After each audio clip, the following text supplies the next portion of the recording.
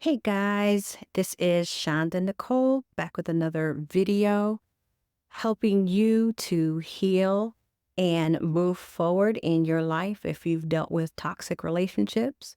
So, I'm going to tell you how I came to be in this space, be in this life coaching space, my story. I have been through multiple narcissistic relationships, toxic relationships, three to be exact, three marriages.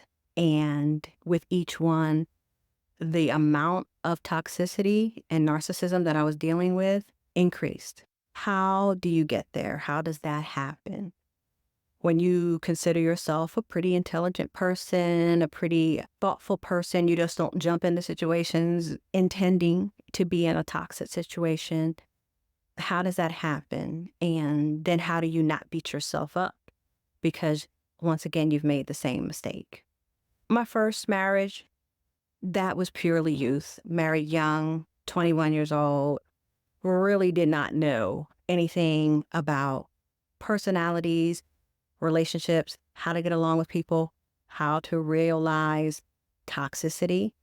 Having grown up in the church and been told certain things that you have to submit and the husband is the head of the household, it caused me to be a doormat. And don't get me wrong, I'm not saying that I do not believe those things because I do believe the Bible and I believe the Bible entirely. However, without context, you can get lost. To just make a blanket statement that you submit to your husband, there's some context there that you need to be taught so that you don't become a doormat and that you don't just become a people pleaser in the name of being a good, godly woman. So I made a lot of those types of mistakes and didn't really understand the full context of what it meant to be a Christian woman and to be able to walk that out without being a doormat. And that is a lot of what happened in that first relationship.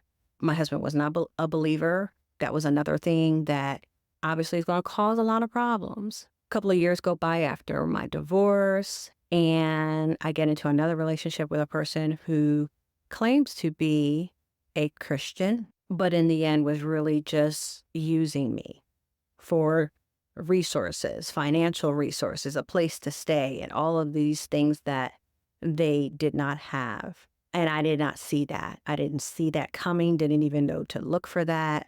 So made that mistake.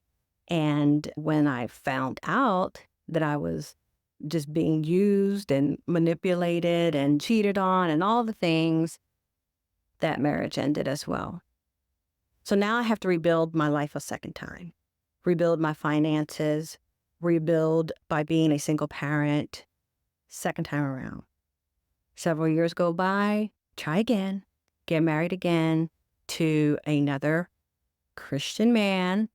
This one been in the church for many years, could quote you scripture. Everybody in my church family knew him, went through the pre-marital counseling. The pastor saw no problems. Everybody thought he was a great guy. Yeah. Ended up with the most toxic, most narcissistic out of all of them. As I later came to find out, a lot of narcissists hang out in church. And they can wear that mask and be camouflaged like none other.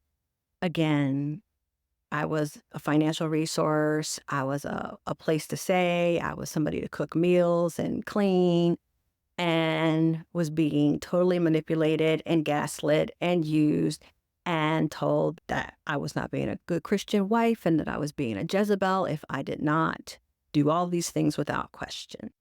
Needless to say, that relationship ended and I'm rebuilding a third time. I say all that to say what I have learned over the course of these three relationships is that, yes, I am dealing with toxic people who have very negative personalities and traits, but there is something within me that I need to look at as to why I'm picking the same type of person and why the last one was even much more worse than the first. What is it about me? What kind of digging do I need to do to figure out what am I doing here? And how did I get to this place? I've learned quite a few things. And as a result, I am a life coach in this area, hoping that my pain and the things that I've learned can help you guys. Hoping that we can continue to grow and heal together because I'm not 100% there. But anything that I can give back, lessons learned, just being a safe place where we can cry together, laugh together, cut up together, whatever that looks like, let's do it here on this channel.